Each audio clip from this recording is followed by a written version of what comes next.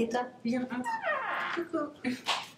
Salut les amis, j'espère que vous allez bien. Donc aujourd'hui on se retrouve de nouveau sur ma chaîne, tout simplement parce que je sais que beaucoup d'entre vous m'avaient parlé de c'était quoi le coût de la vie ici à Montréal, c'était quoi le budget qu'il fallait prévoir pour venir habiter ici, tout ce qui concerne les loyers, les activités, le transport, l'électricité, tout ça.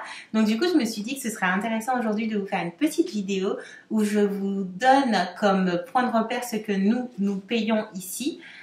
Et peut-être que ça vous aidera vous si vous comptez venir habiter ici, si vous habitez déjà ici mais que vous êtes encore tout nouveau et que vous ne savez pas encore vraiment où aller, ni dans quel quartier, ni combien ça coûte, combien doit être un loyer ici.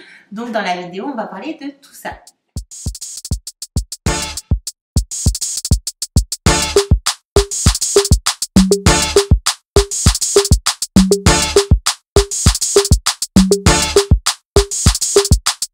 And it's a ticket talking Mazda for the biggest. That's a comma and a comma and a comma. Gotta get it. And it's a ticket talking Mazda for the biggest. That's a comma and a comma and a comma. Gotta get it. And a comma and a comma and a comma. Gotta get it. Comma and a comma. Gotta get it. Donc suivez-moi. Bien évidemment, ce ne sera pas un room tour ou un appartement tour parce qu'on l'a déjà fait. Donc vous connaissez déjà mon appartement avec Choudou. Du coup, si c'est pas le cas, je vous mets juste là ou là la vidéo en question. On vous avait présenté notre appartement ici à Montréal. Donc on habite dans le quartier Saint-Henri. Il faut savoir que le quartier Saint-Henri est un quartier qui a explosé en termes de loyer. Il y a énormément de choses qui ont changé en moins de 10 ans, tout simplement parce que avant c'était le quartier, on va dire, où il y avait beaucoup de junkies, de prostituées, il y avait beaucoup d'usines. Voilà, c'était vraiment comme une zone industrielle. C'était un quartier où les gens ne venaient pas forcément le soir, où il fallait faire très attention. Et en moins de 10 ans, tout a changé. C'est un peu devenu comme un quartier bobo, si je dirais. Moi, je trouve que ça fait très quartier comme le Marais à Paris.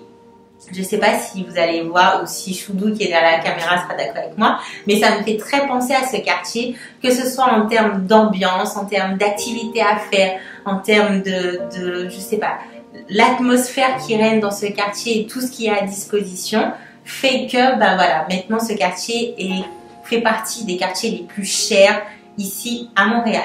Donc c'est vrai que quand nous on est arrivés, on cherchait pas forcément à habiter dans ce quartier parce qu'on le connaissait pas non plus. Notre seul repère c'était qu'il était hors de question que nous habitions dans le quartier du Plateau pour des raisons qui nous sont propres, rien à voir avec le loyer ou les prix, mais il faut aussi savoir que le quartier du Plateau reste quand même assez cher.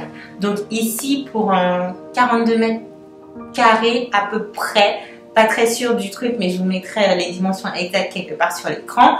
On paye 1400 $ canadiens. 1400 $ canadiens qui font à peu près du 900 à 1000 euros. Donc, juste, je préfère vous prévenir. Ce prix peut paraître très cher pour certaines personnes comme pas du tout pour d'autres. Là, c'est vraiment une question de choix, de préférence.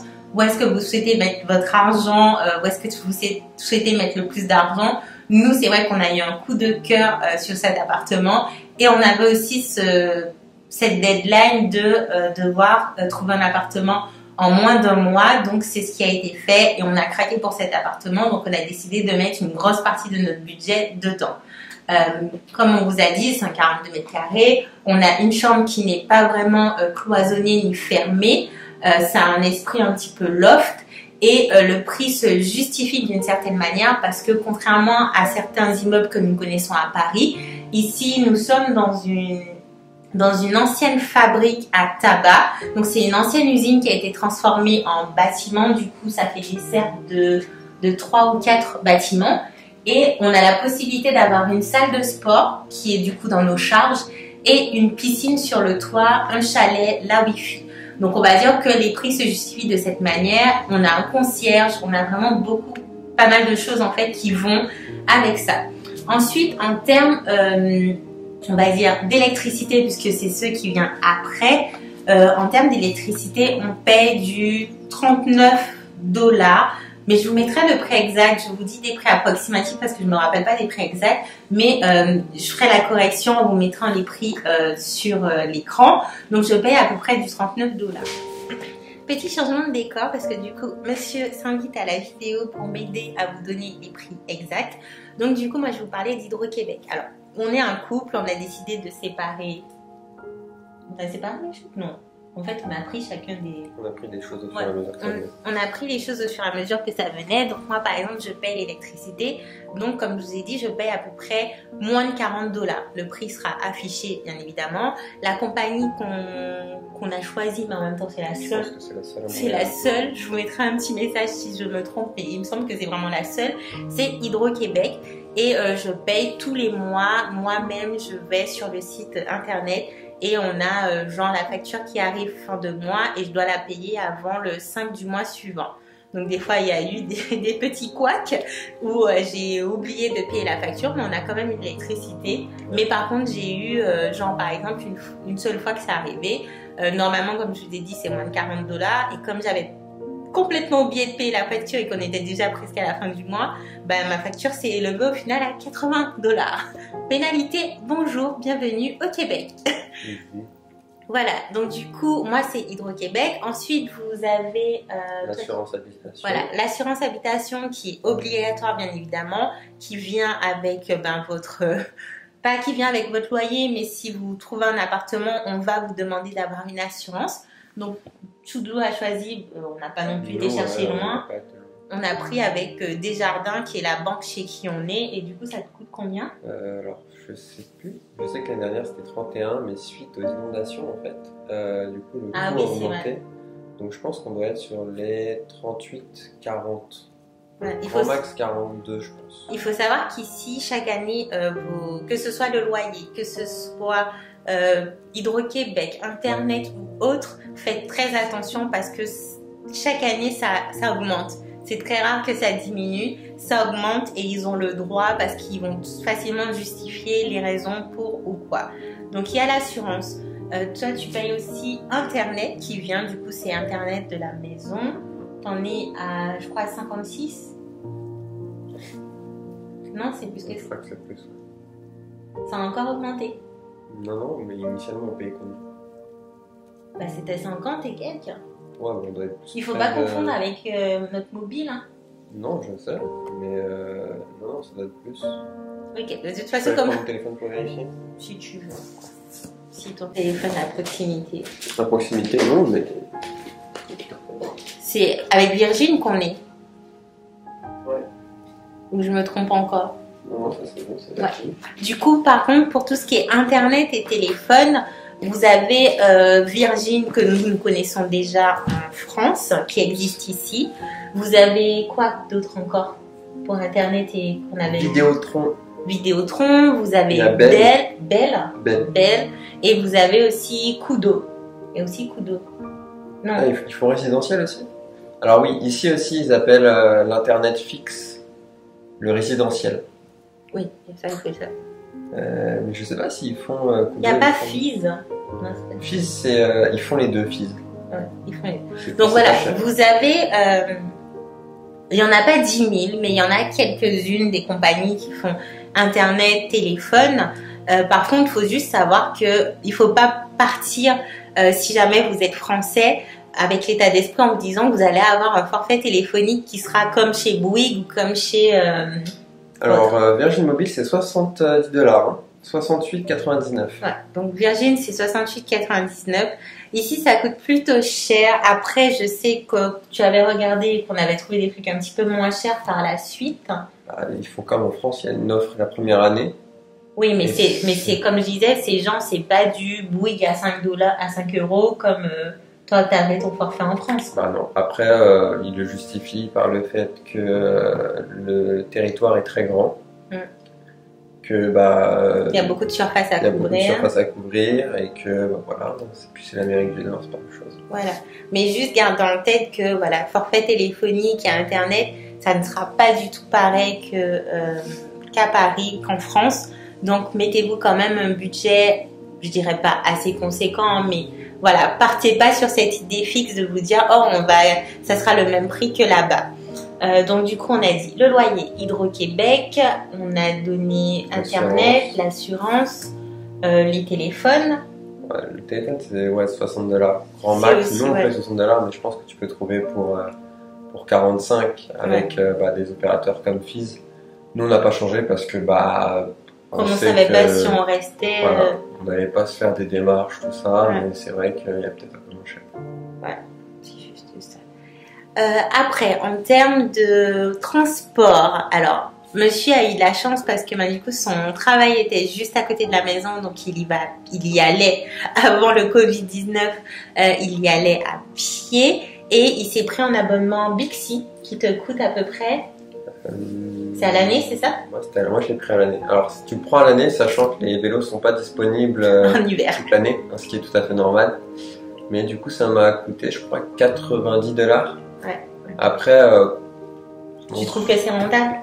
Ça dépend pour qui. Mais moi, par exemple, c'est hyper rentable quand j'allais à mes cours d'anglais à Berry-UQAM parce que du coup, je prenais le vélo du lundi au jeudi aller-retour. Et quand tu sais qu'un trajet pendant 3 mois, et quand tu sais qu'un trajet c'est 3,25, et que moi j'ai mon boulot à côté, en fait j'ai pas utilité d'avoir une carte de transport, donc il faisait beau le jour où j'y allais, ou s'il faisait pas beau j'avais un kawaii. Non, c'est rentable. Alors que moi, vu que mon boulot c'était quand même à Bonaventure, du coup j'avais un forfait au mois sur ma carte, donc la carte Navigo. C'est la Navigo? Non, c'est pas la carte Navigo, je confonds. Opus. La carte Opus. Et du coup, j'en étais à 86 $ par mois. Il faut savoir aussi que ça augmente pas mal. Ouais. Donc là, c'est 86 $. Si on prend pour 10 trajets, ça revient à du 20 et quelques? Non. 26? Si? 24? 29?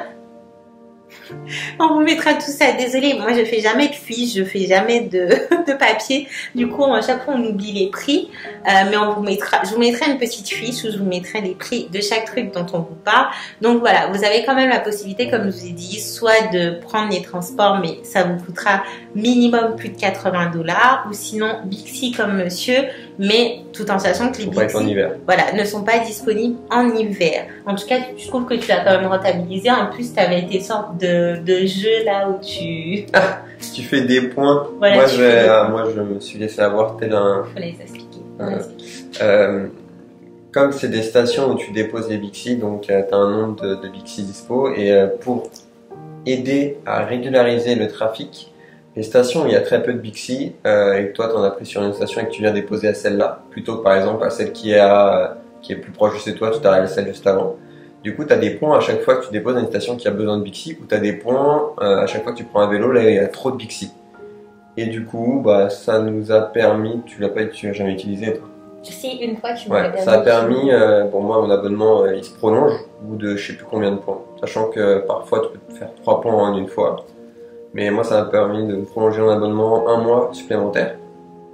Et Sandy, ça lui permet d'avoir, typiquement elle vient et elle peut prendre un Bixi gratuitement au lieu de 3,25. Ouais, parce que c'est 5 $ et quelques, mais il faut savoir qu'il y a une caution. Si jamais vous n'avez pas l'abonnement et que vous prenez le Bixi comme ça un week-end, dans la journée ou pour quelques heures, vous avez une caution de 100 $ qu'à mettre avant de pouvoir utiliser le Bixi, et ça vous est rendu je sais pas combien de jours après. C'est une galère. Voilà, du coup ça c'est un peu chiant. Donc c'est pour ça que des fois il a envie qu'on prenne les vélos le week-end, mais ça me saoule parce que de me dire que je dois mettre une caution, même si je sais qu'elle me sera rendue, mais on a eu une expérience où j'arrivais pas à remettre le Bixi à sa station et on savait pas en fait pourquoi ça voulait pas s'enclencher. Du coup on l'a mis et on est parti. Ça va, maintenant j'ai l'habitude avec le Bixi. Voilà, maintenant t'as l'habitude, mais au début on n'avait pas l'habitude, donc ça nous a un peu...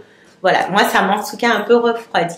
Alors, là on vous a parlé de transport, bien évidemment ici il y a aussi Uber, vous avez des taxis. Moi je vous dirais juste de faire très très attention aux taxis, ce n'est pas méchant, c'est juste une question d'expérience que nous on a vécu quand on était venu la première fois en vacances. Seule expérience, ça suffit.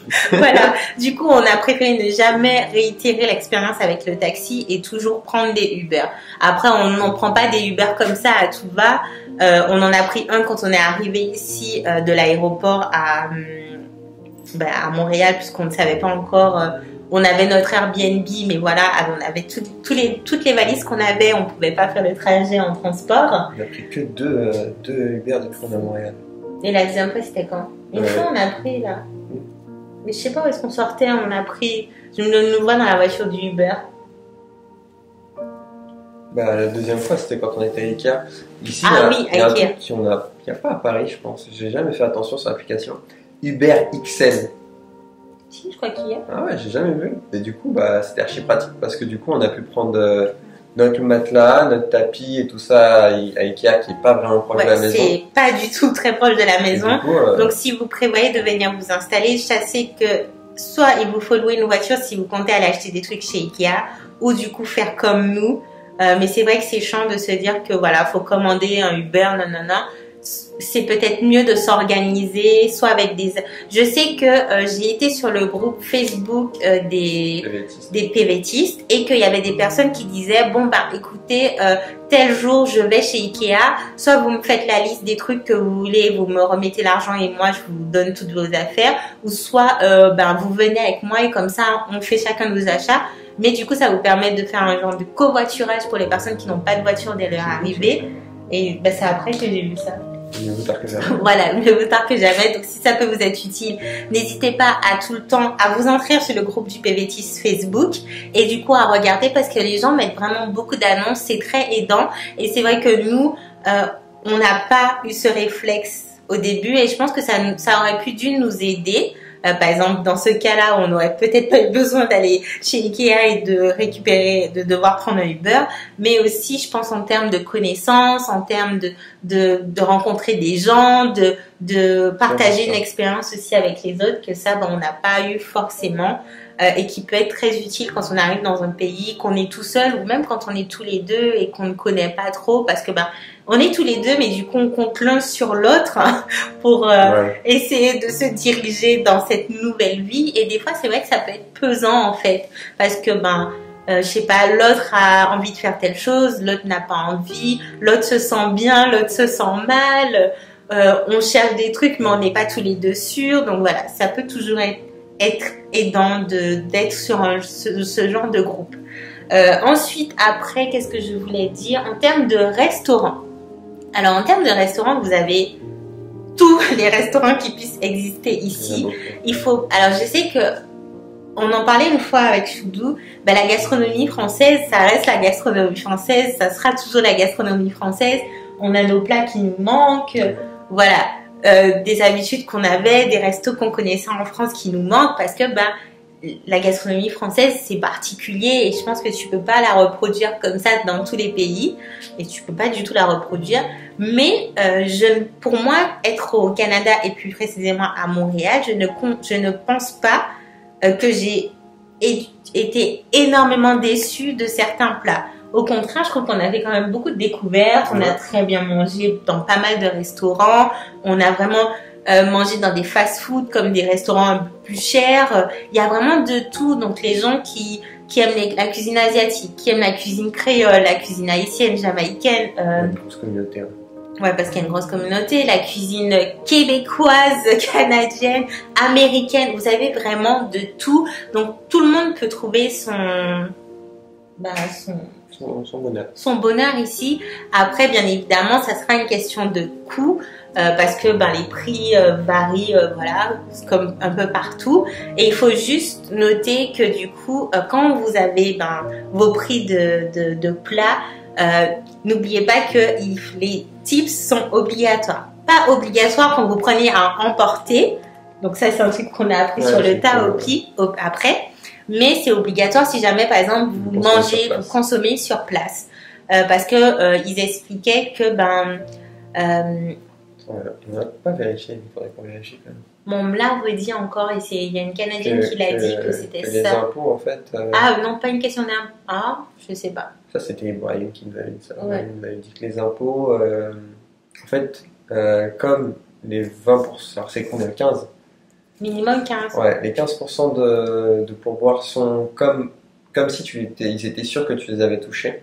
Du coup, ils t'imposent les impôts se base aussi sur ces 15% là.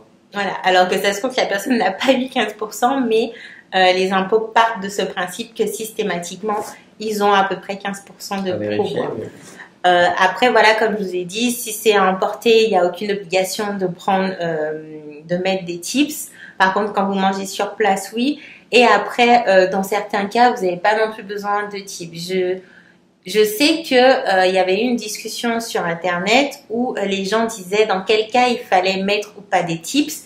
Et dans certains services, genre par exemple manicure ou chez le coiffeur, que ce n'était pas du tout une obligation. Après, bien évidemment, c'est à votre bon vouloir, mais c'est vrai que des fois, dans certaines circonstances, c'est très mal vu, parce que c'est les règles un petit peu chez eux. Ouais. Donc voilà, faites très attention à ça. Mais par exemple, on a facilement, je pense qu'à nous deux en resto, en général, on s'en sort pour $50 à peu près avec les tips. Donc, je parle pas des plus grands. Ça dépend, mais c'est ça. Ouais, en grosso modo, en moyenne, ce serait ça, entre guillemets, pour nous deux, tout en sachant qu'on prend boisson, un plat. Ça nous est déjà arrivé de prendre un dessert, mais en général, on partage nos desserts. Ouais, on n'est pas trop entré. Voilà, on n'est pas trop entré, donc ce serait à peu près ça. Ensuite, qu'est-ce qu'on peut rajouter comme prix? En termes d'activité, genre par exemple, toi, tes cours d'anglais, t'en as fait plusieurs. Combien ça t'a coûté? Si tu veux bien me dire. Alors j'ai fait une première école qui était dans le Vieux-Port qui s'appelle BLI. Ce qui est bien, c'est que les cours se font par groupe. Nous, on était 6 ou 7 avec alors moi j'ai eu un Québécois, mais parlait bien anglais. Bon, après le niveau d'anglais fait que il peut me dire ça et ça peut être faux. Mais je crois que ça m'avait coûté 300. Je crois que c'était $300 pendant 1 mois et demi ou 2 mois avec 2 heures 2 fois par semaine. Donc 2 heures le mardi soir, 2 heures le jeudi soir. Et donc c'était $300. Après le bon plan c'est quand même, ça reste, comment ça s'appelle, la C-Team. Donc ça c'est un truc qu'il faut que vous connaissiez. Bon, je pense que Sandy en a sûrement déjà parlé. Je sais pas. Ah, ok. C'est une association pour les gens qui viennent, qui facilite l'intégration des nouveaux arrivants à Montréal. Et du coup, ils procurent aussi des cours d'anglais. Alors donc là, par contre, c'est un peu plus violent. C'est moins cher. Je crois que j'avais payé peut-être 200 ou $250. Max, c'était vraiment pas cher. Le truc, c'est que c'est 2 heures du lundi au jeudi, donc ça te fait déjà 8 heures d'anglais. Pendant, si je me trompe pas, 12 semaines. Donc autant dire que moi à la fin j'en avais ras le cul. Enfin, parce que du coup ça te bouffe toutes tes soirées, il te reste que le vendredi soir. Le vendredi soir je voulais même plus sortir d'ailleurs parce que tous les jours moi je faisais c'était quoi, 19h, 21h. Ouais, c'était tard. Et après il y a un jour où t'allais au basket après. Ah, le mercredi, et ça aussi, après j'allais au basket. Même les activités basket, moi j'avais pas payé super cher. Ça fonctionne pas comme en France sur une année. Ça fonctionne par, je sais plus si c'est par trimestre ou si c'est par période de 3 ou 4 mois. C'était pas super cher le basket. Mais ouais, les cours d'anglais, le moins cher c'était la City, mais ça revient, je crois que c'était genre, je pense que c'était même pas $200 parce que je crois que le coût du cours devait me revenir à même pas $2. C'était vraiment rien en fait. Je vais vous donner les chiffres, mais c'était dérisoire. Et après, t'as eu le cours seul avec la dame là, où t'allais dans le café. Ah ouais, ça c'était un pote qui me l'avait donné. C'était un peu plus cher, mais c'est vrai que c'était un cours particulier avec une dame. Ils étaient que tous les deux du coup. Pour 1h30, c'était $50. C'était pas mal. Ouais, c'était pas mal. Mais c'est vrai que ça revenait un peu cher. Et le problème c'est que quand t'es tout seul avec la personne, mine de rien en fait, t'apprends beaucoup de ce que les autres font. Du coup, c'est cool d'être en groupe. Pas en groupe de beaucoup, je pense. Mais non, pas en groupe de beaucoup, mais la C-Team, par contre, ce qui est chiant, c'est qu'il y a beaucoup de Français. Du coup, ça parle français. Là où à Bli, des fois, je me suis retrouvé avec des Espagnols qui parlaient pas français.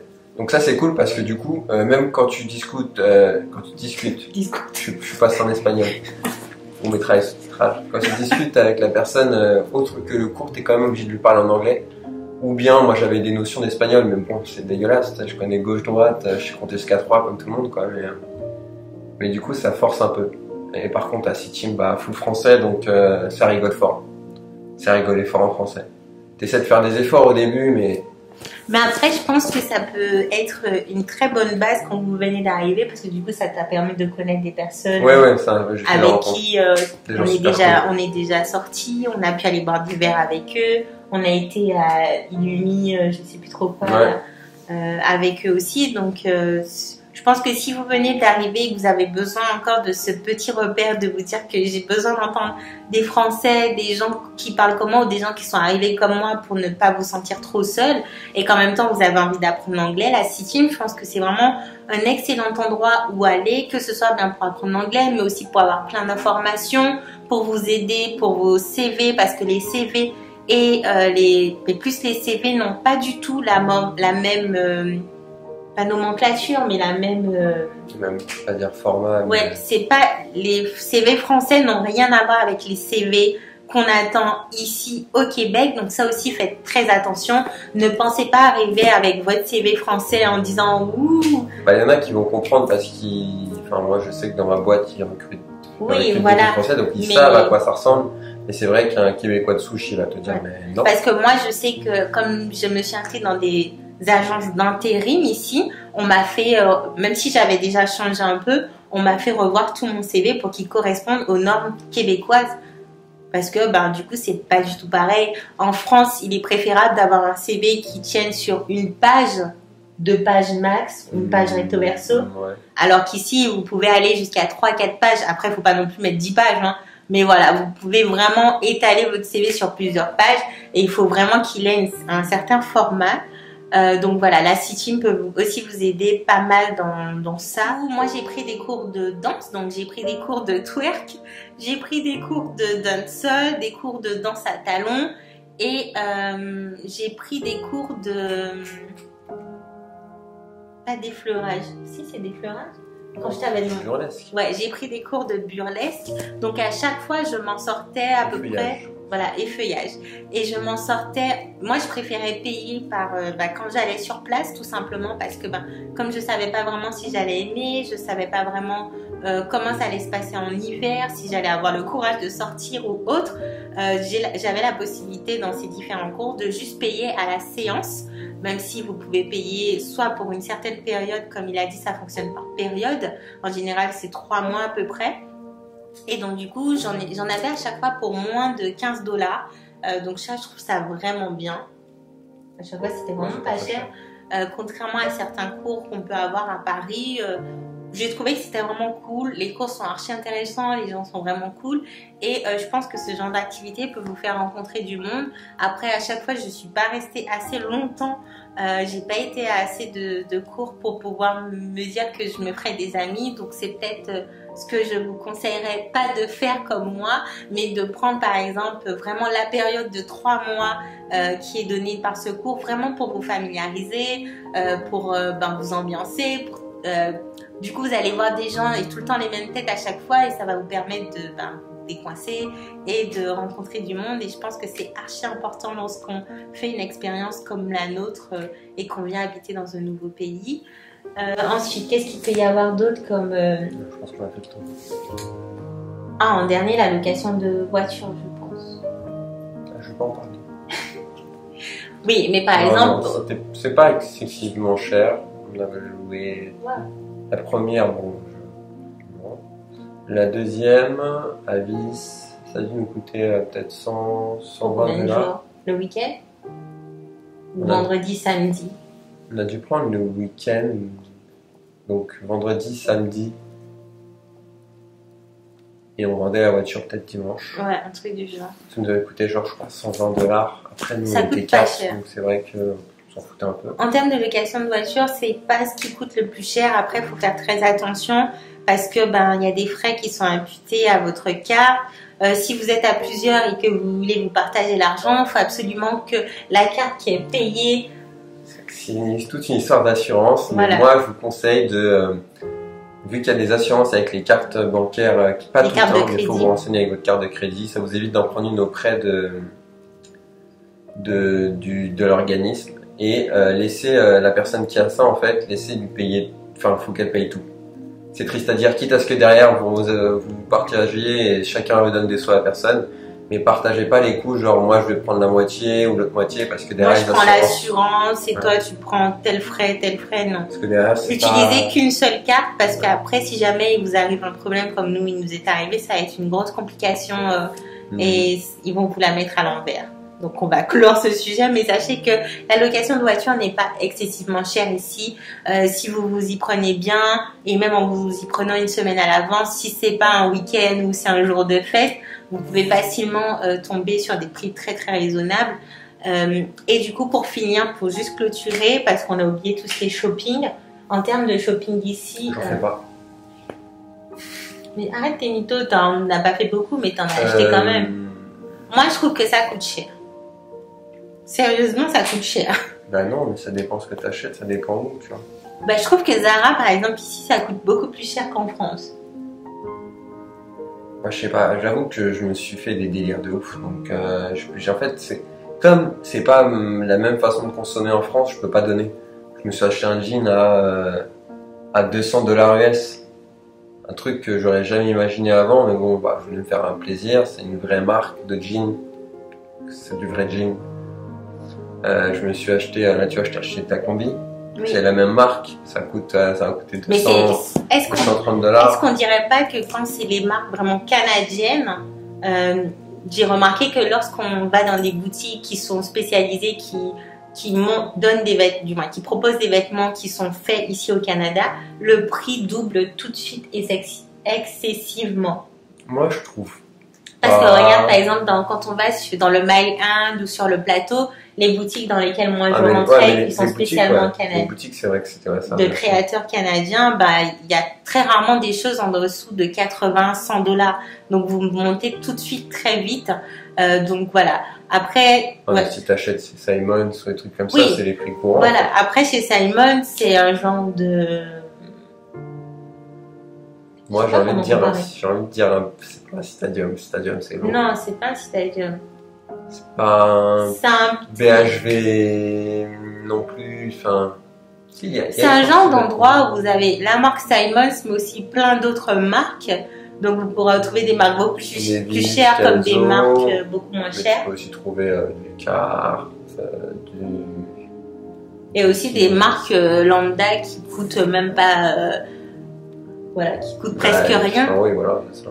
Voilà, ce serait ça l'équivalent. Mais du coup, là, vous pouvez aussi vous en sortir pour pas trop cher. Et je pense que, par exemple, si vous arrivez comme nous en période de fin d'année, juste avant l'hiver, c'est un endroit où aller pour trouver vos manteaux d'hiver. Puisque nous, c'est là où on est allé. En tout cas, toi, pour ton manteau, c'est là où je suis allée. Et il y avait des réductions. Donc, c'est plutôt intéressant.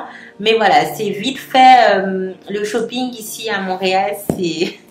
Je trouve que c'est... En tout cas, mon avis à moi, c'est que c'est pas mal cher. Après, comme il a dit, ça dépend aussi des pièces que vous achetez. Moi, j'ai acheté... qu'est-ce que j'ai acheté en fait ici, j'ai acheté un jean. Ou sinon, ta chemise, c'est... Ça, c'est Only & Son. Hudson. Ouais, c'est Only & Son. Ça, c'est une marque qui est... j'ai pas envie de dire en entrée de gamme. C'est un petit peu genre juste au-dessus de l'entrée de gamme. Ça m'avait coûté genre 49 $, 57 peut-être avec les taxes.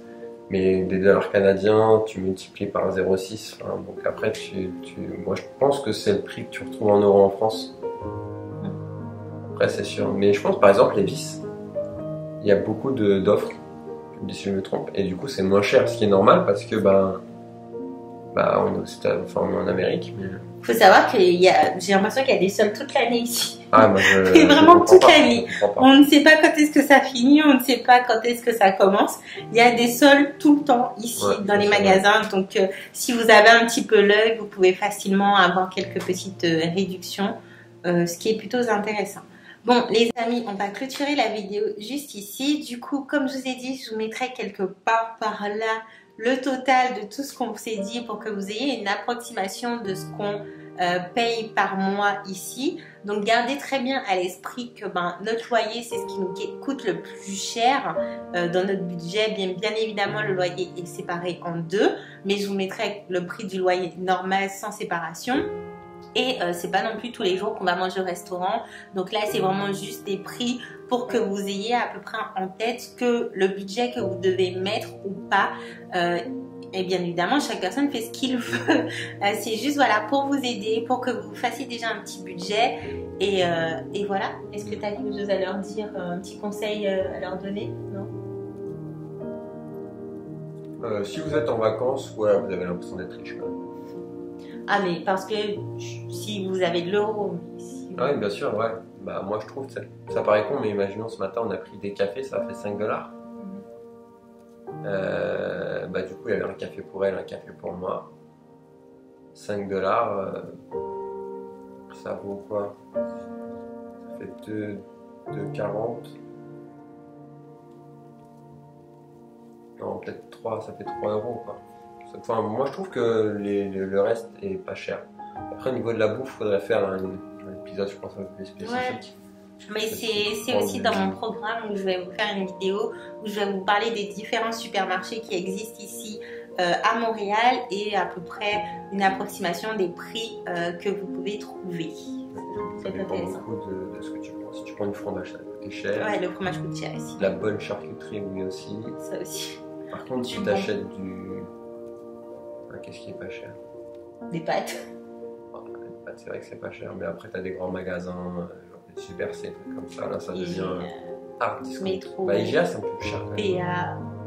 PA, c'est pas cher.